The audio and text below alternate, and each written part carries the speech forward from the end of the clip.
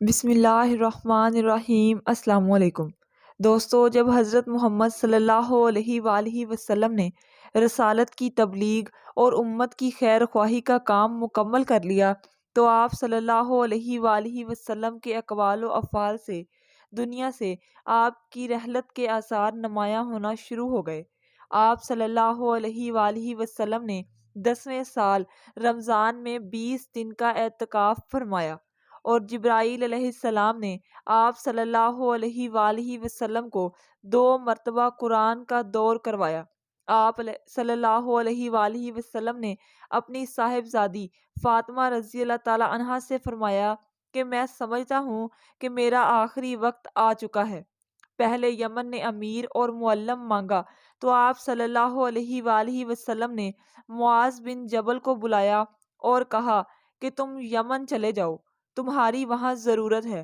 Governor مقرر فرمایا اور کہا کہ شاید تم مجھ سے نہ مل سکو گے اور میری اس مسجد اور قبر کے پاس سے گزرو گے۔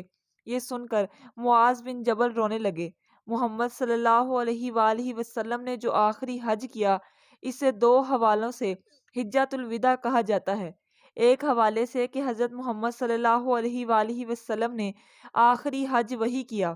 آپ نے خود اس خطبے میں ارشاد فرمایا کہ یہ میری تم سے آخری اجتماعی ملاقات ہے، شاید اس مقام پر اس کے بعد کہ تم مجھ سے نہ مل سکو۔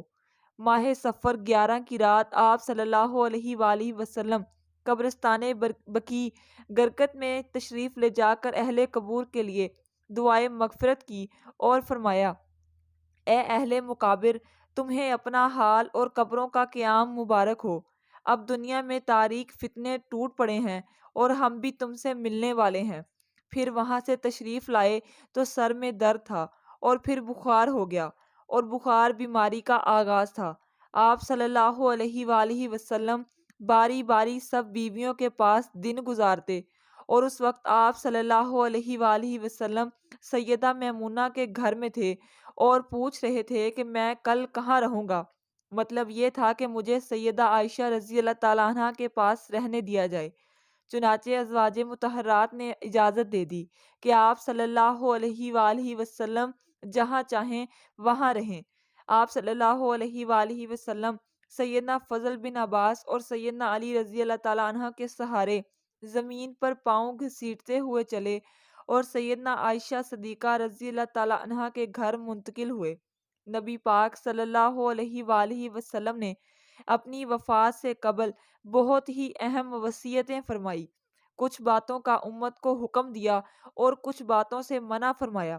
بعض امور کی تاکید کی اور بعض کی تاکید اپنی حیات مبارکہ کے آخری لمحات تک فرماتے رہے، اور بعض ایسے امور ہیں کہ ان کی تاکید وصیت بار بار اور بڑے بڑے زور انداز میں کرتے رہے، عام لوگوں کو بھی، خاص لوگوں کو بھی، اپنے قریب ترین لوگوں کو بھی اور خاص خاص صحابہ کو بھی۔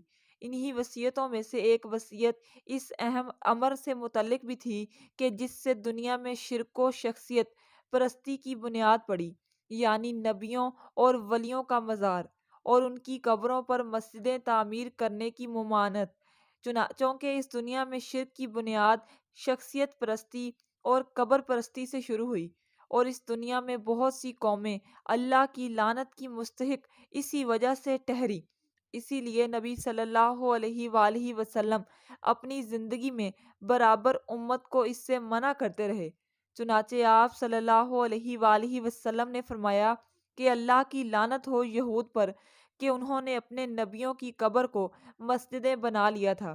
یہی روایت مسند احمد 184 اور 85 میں حضرت زید بن ثابت سے بھی مروی ہے۔ نیز ابن جنجوہ میں فضائل الصدیق میں حضرت ابو بکر صدیق سے بھی روایت کیا ہے۔ دیکھیے علامہ امبانی رحمۃ اللہ علیہ کی کتاب تہذیب ساجد، صفحہ نمبر 28۔ ایک اور حدیث میں فرمان نبوی صلی اللہ علیہ وآلہ وسلم ہے کہ سب سے برے لوگ وہ ہیں جن پر قیامت قائم ہوگی، اور وہ لوگ جو قبروں کو مسجدیں بنائیں گے۔ حضرت جندب بن عبداللہ رضی اللہ تعالیٰ عنہ بیان کرتے ہیں کہ نبی پاک صلی اللہ علیہ وآلہ وسلم کی وفات سے 5 دن قبل میں نے سنا کہ آپ صلی اللہ علیہ وآلہ وسلم فرما رہے تھے کہ دھیان دینا، تم سے پہلے جو لوگ انہوں نے اپنے نبیوں اور ولیوں کی قبروں کو مسجد بنا لیا تھا، تو قبروں کو مسجد نہ بنانا، میں تمہیں اسے منع کرتا ہوں۔ حضرت طلحہ بن مصرف رضی اللہ تعالیٰ عنہ کہتے ہیں کہ میں نے حضرت عبداللہ بن ابی اوفی رضی اللہ تعالیٰ عنہ سے پوچھا کہ اللہ کے رسول صلی اللہ علیہ وآلہ وسلم نے کس شخص کو کسی خاص چیز کی وصیت کی تھی؟ تو انہوں نے جواب دیا کہ نہیں۔ پوچھا تو عام مسلمانوں کو کس چیز کی وصیت فرمائی؟ جواب دیا کتاب اللہ پر جمع رہنے کی۔ وصیت بحوالہ صحیح البخاری اور صحیح المسلم۔ حضرت انس رضی اللہ تعالیٰ عنہ نبی پاک صلی اللہ علیہ وآلہ وسلم کے مرض وفات کا واقعہ بیان کرتے ہوئے فرماتے ہیں کہ آپ صلی اللہ علیہ وآلہ وسلم منبر پر تشریف لے گئے، اور یہ آخری بار تھی کہ میں نے آپ صلی اللہ علیہ وآلہ وسلم کو منبر پر دیکھا۔ آپ نے فرمایا کہ لوگو، میں تمہیں انصار کے بارے میں وصیت کرتا ہوں، کیونکہ وہ میرے قلب و جگر ہیں۔ انہوں نے اپنی ذمہ داری پوری کر دی، مگر ان کے حقوق باقی رہ گئے ہیں، لہٰذا ان کے نیکوکار سے قبول کرنا اور ان کے خطا کار سے درگزر کرنا۔ باحوالہ صحیح بخاری۔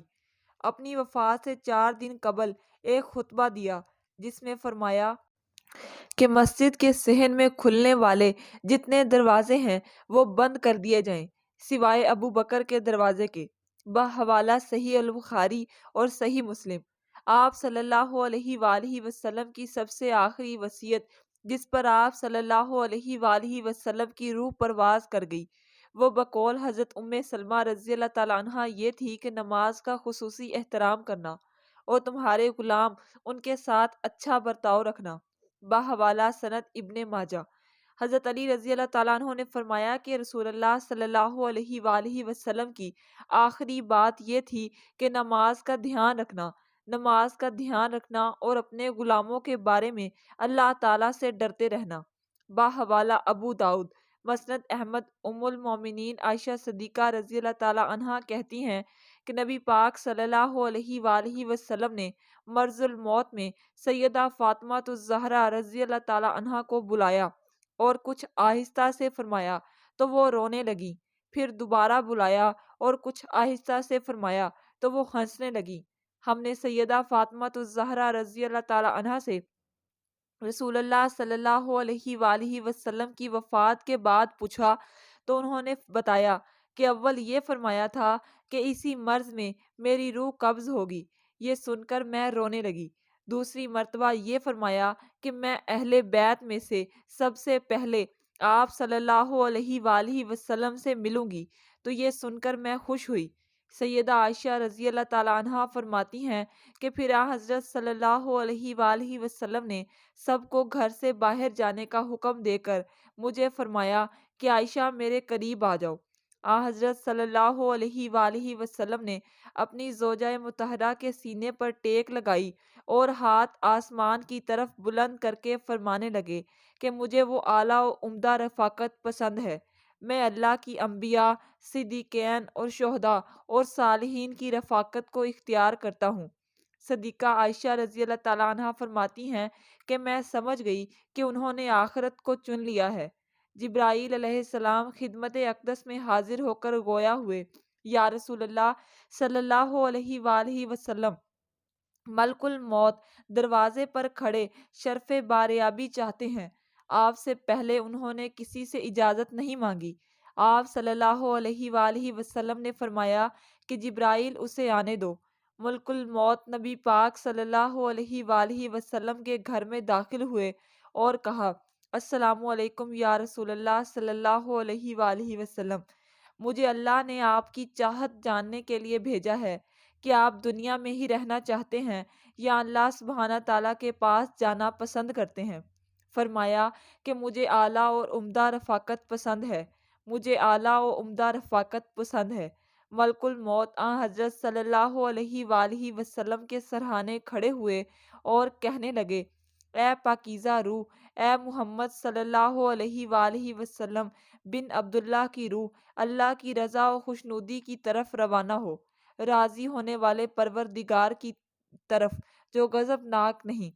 سیدہ عائشہ صدیقہ رضی اللہ تعالیٰ عنہا فرماتی ہیں کہ پھر نبی پاک صلی اللہ علیہ وآلہ وسلم کے ہاتھ نیچے آن رہے اور سر مبارک میرے سینے پر بھاری ہونے لگا کہ میں سمجھ گئی کہ حضور پاک صلی اللہ علیہ وآلہ وسلم کا وصال ہو گیا۔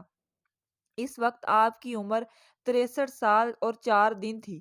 دوستو، امید کرتے ہیں کہ ہماری آج کی یہ ویڈیو آپ کو ضرور پسند آئی ہوگی۔ پسندیدگی کا بہترین اظہار یہ ہے کہ اس ویڈیو کو لائک کریں اور شیئر کریں اور ہمارے چینل کو سبسکرائب ضرور کیجیے۔ جزاک اللہ۔